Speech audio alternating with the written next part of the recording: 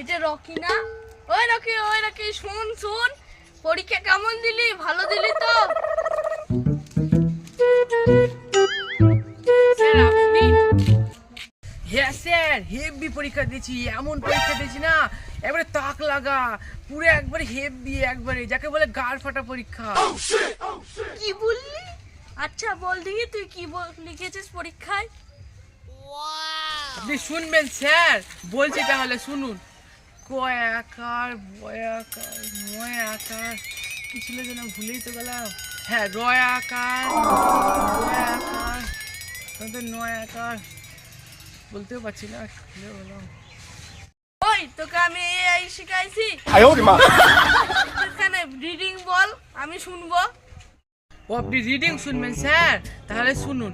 টিকাপাড়ায় দুই বন্ধু ছিল, এক বন্ধুর বিয়ে হয়েছিল, ওই বন্ধু বউকে নিয়ে খুব ঘুরছিল, আর বন্ধুর সামনে দিয়ে তার বন্ধু খুব জ্বলন হলো, ঘুরছিস শালা, আমার তো এখন বিয়ে হয়নি, মেয়ের তো এখন অভাব চলছে, তোর বউকে নিয়েই পালাবো। তারপরে তার বন্ধু তার বউকে নিয়ে পালালো, তারপরে তার বন্ধু বলছে ধুস শালা, আমার বউকে তো নিয়ে পালালো, তাহলে আমি করবো কি? কি শিক্ষা বাপের! কি বললেন স্যার?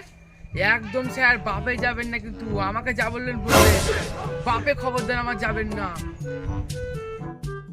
স্যার, বাপে কিন্তু যাবেন না, একদম ভালোভাবে থাকেন। আমি ভালো ছাত্র বলে আপনার সাথে ভালোভাবে কথা বললাম, তার পরিচয় দিলাম আমি।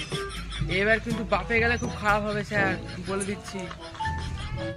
বাপের নাম তুললে শালা মাথা গরম হয়ে যায়, বাপের নাম তুলবেন না, স্যার আছে, স্যারের জায়গায় থাকবে। ঠিক আছে, তোর বাপের নাম তুলবো না, তোর বাপ হয়তো ভালো, তুই এরকম। কিরে বেটা, পরীক্ষা ভালো দিসনি? হ্যাঁ বাবা, হেভি দিয়েছি, একবার পুরো গাড় ফাটা পরীক্ষা দিয়েছি। এই না হলো শালা আমার বেটা।